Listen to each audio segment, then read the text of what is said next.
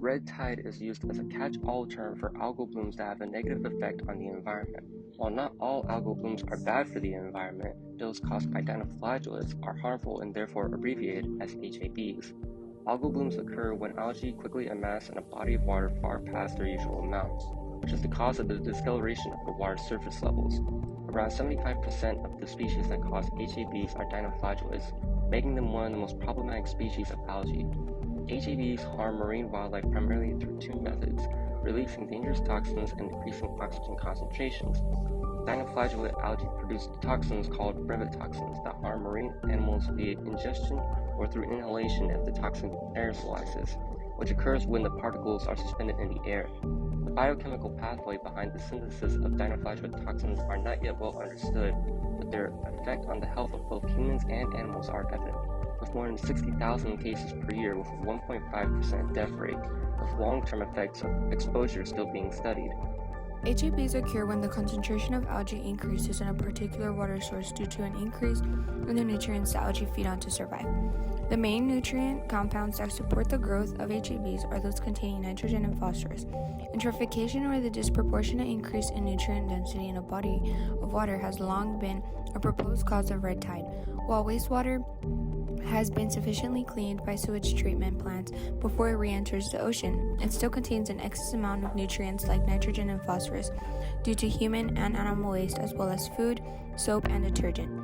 Agricultural runoff also contributes to an increase in nutrient concentration. Nitrate is a common fertilizer and enters the ocean when excess is washed off as crops are watered and the fertilizer runoff drains away. A theory called Liebig's law of the minimum governs the concept of organismal growth and can therefore be applied to dinoflagellates.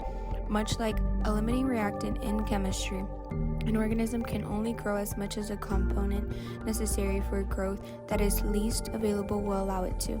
Since nutrients are generally the limiting factor of algae growth in the ocean, increasing the concentration of nutrients available to dinoflagellates will allow them to grow unchecked by a limiting factor.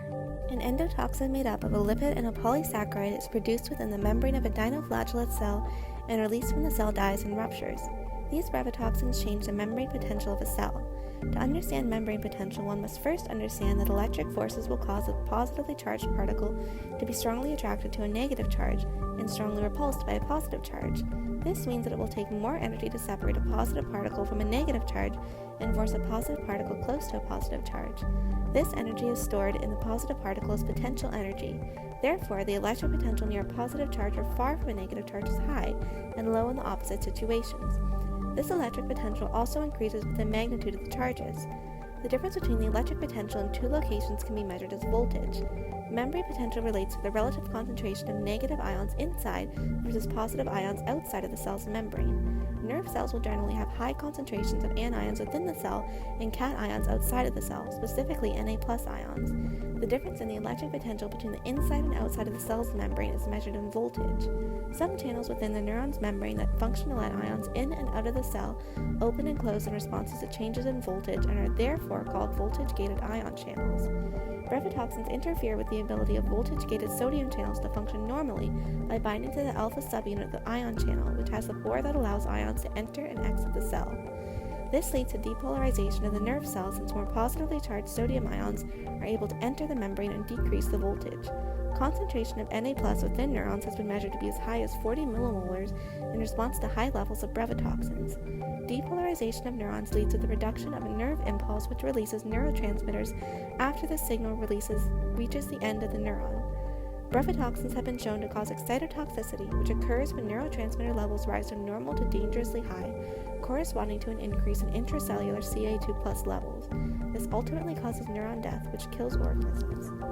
In order to show the effect of red tides on our local community, we have data mined in order to find the number of occurrences of red tide in South Texas in recent years, beginning in 2010 and ending in 2018. As you can see from this bar graph, our community has had more than its fair share of HABs, which is to be expected in a populated coastal region. If you want to see a change, it starts with us and our actions right now.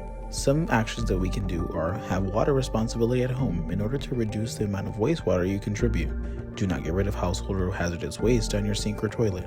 Reduce the amount of nitrogen or phosphorus containing fertilizers and pesticides on your lawn, Or if so, try using compost.